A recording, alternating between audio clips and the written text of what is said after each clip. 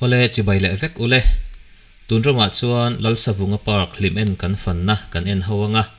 video pakhata thui deuh da hi en tluan a pe om lo thina wangin parton le patru in kan ron siam don ani he hmun thengthaw nuam tak mai chawlh hahdamna atana khuanu duan ni mai oma moi hi engwangin nge Lalsavunga Park ti an lo phua tak chu kan zot talem lowa ma se ama lalro pui Lalsavunga su nu han ngai tu chuan a ming choya hetiang hmun han phu ani po hi thilin me tak ani te kan thre thei ome Lalsavunga hi lalro pui lallula tupa ani a apa lalpui le na chu a hrisel lo awangin adam rei lova apu lallula chu na en kola apu ne na tang hian zongtra khwa indangin chuta tang chuan mar lampanin kelsi khwa alu le a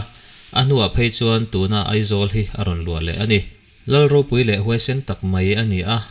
avela ara laureng renga an lo kha sathin chu adu lo hle maya a hlau tu zoka tang lovin ralin an hlau zok ni atum tlatani a chevela namdang lalte ho arun na sa hle a akhwale tuite ba ka avole awang lal dang te po in an thlamon pui hle ani kum sang khazret som thuma tanga sang khazret som li in kara khan athita a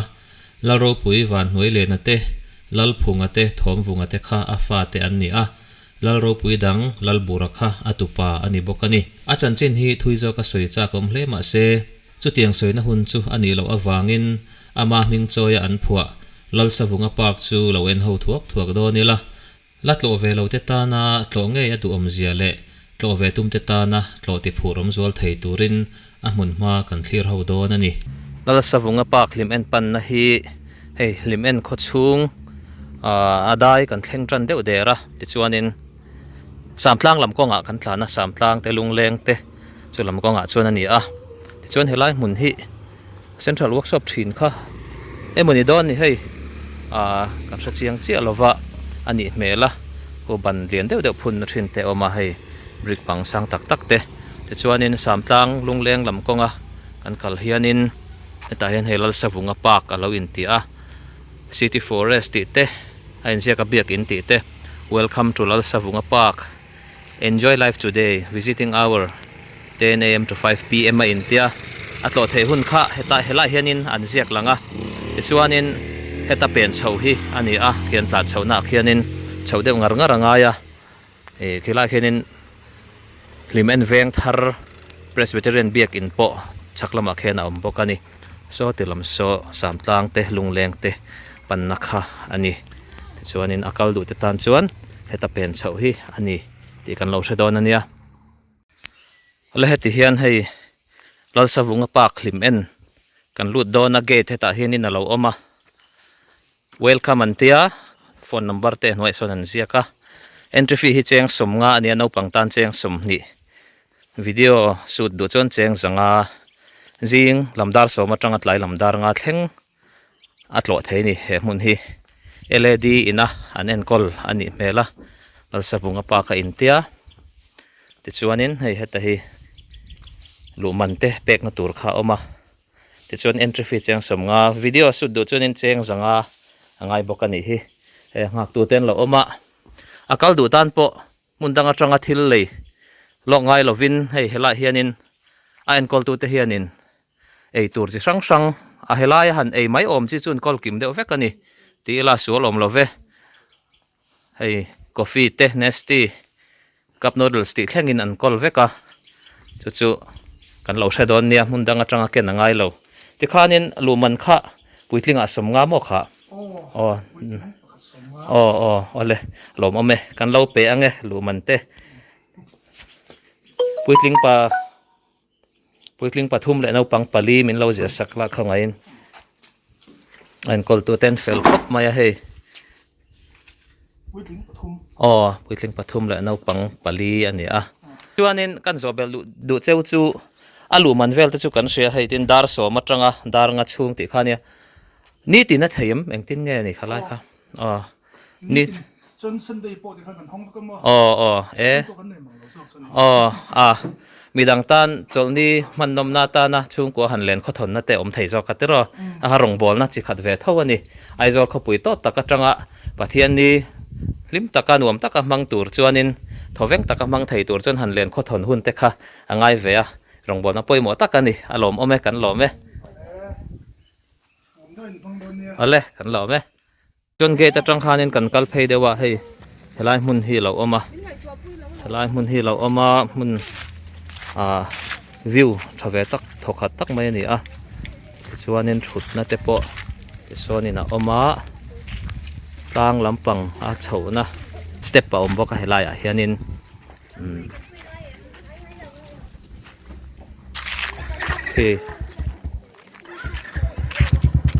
lei hilai han lei kha oma alar khop maya khi lei khi thalak chi sang sanga le music video te po kan mu to thina nga khi nakina kan han tlo do na ni a hoi anom tur je chu lang the ome ti chuan so je ma bok te alanga zo kho sang sipai ar hmunpui te ti chuan khu lai khon jam pui manga thlan kan ti kha langa khu building lian de var khu Trinity Hospital an ti moni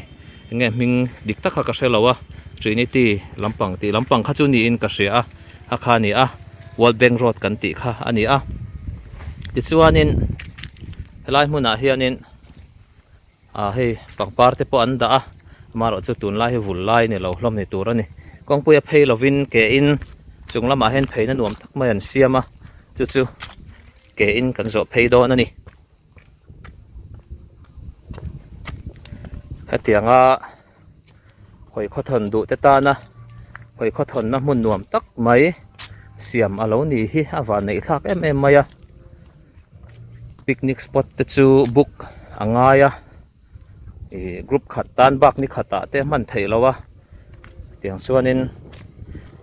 du akala har sai em maya amaro chu helai hmun Hlimen Park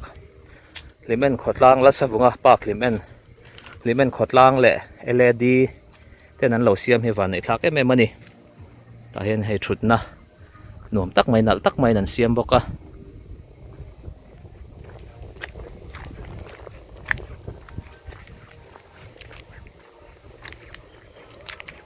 tiang kan kal zela hei kong sira khuan plan khoi pheina ti te ang pangpar te po nianga then chu par lo chi te po an khoi satli lova a khoi na turnal takin an siam boka mai ro chu a season ani chi lova tun lai tak hi chuanin an par vul lova fura nakina June July vela chuanin an nal viawin rin omani an kan kal zelanga la kan kal thui le deuh hlek to a bia deuh hleka kan thleng pheia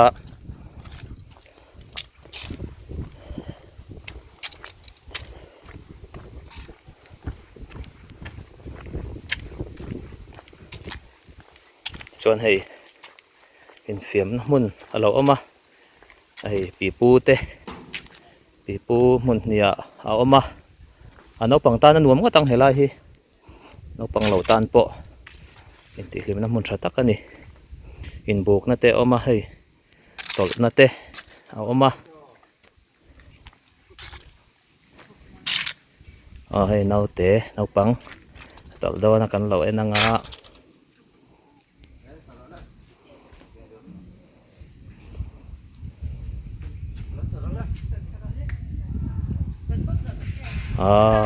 khanin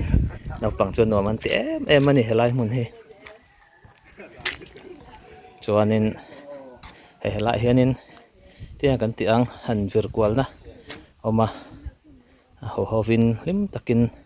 an fiam the helai hianin hei lei in do boka lei te in do a kina thanglam tang kan la anga lang chiang le zo langa hei lei hi tun lai chunin lei lon hi kan ti deuh zel maya bridge hi lei ti turania lei lon hi chu in chung lampang lon na asang lampang lon na kan do chho thin ladder LADDER hi ladder hi ni chuan hei view kho hoina alo oma nola la tlangdal te po thlan lo la a ta tang hianin hei sai lungvar mar bulungatin thut te po siam ani a an uluk khop maya china kan hmu jampui manga thlan vel bok khalo langa thu World Bank Road lang phei zui mai bok ani lataka selling khua te alang tel le boka khi ta khian thing sul ti vel ta niang chu alang thui em mai ni khi lai khian in view kho thlir kho hoina tur alo lang boka ke thutna ta chho zui mai boka chi sang sang omani helai hmuna hianin mi anom tam si hanti po in kan chan tok e chung ko emo thian ho emo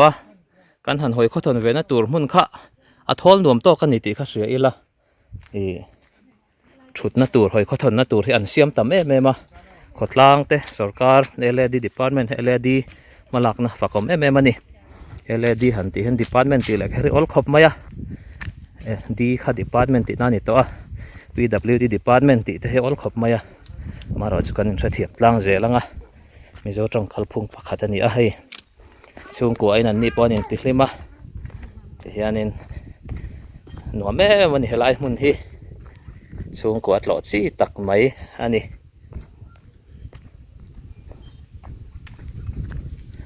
hei mi se nau pang pakhat po pi pu lo oi lop maya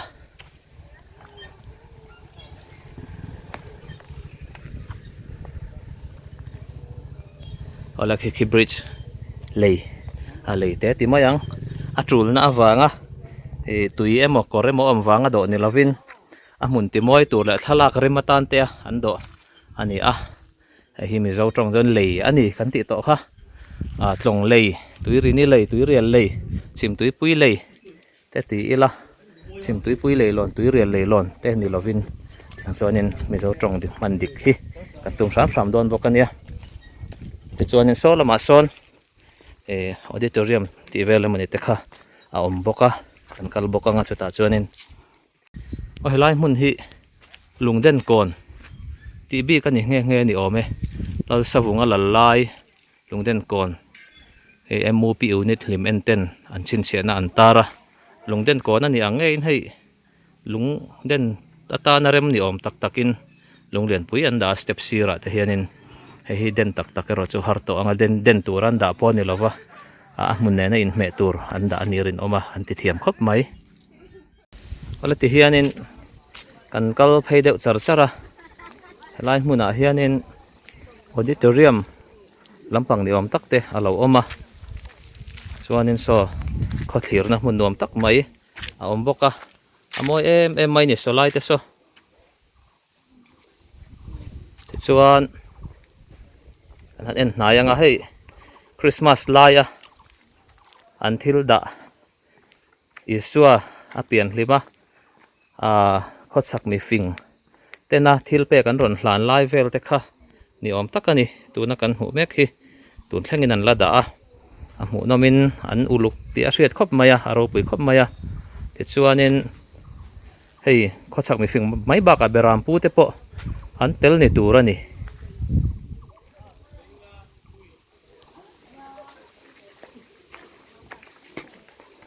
chuan hi auditorium lampang nge ni don ni engma in ziak lova le mana khi ma khianin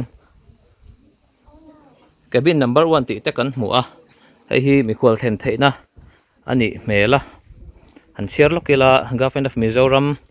local administration department Lalsavunga Park ania pulal than hola chief minister in LD minister pupi selal than liana omlain le pukes thanga agriculture minister omlain October ni thum sang ni sompret khana lo hongani ti chuanin a foundation store na hi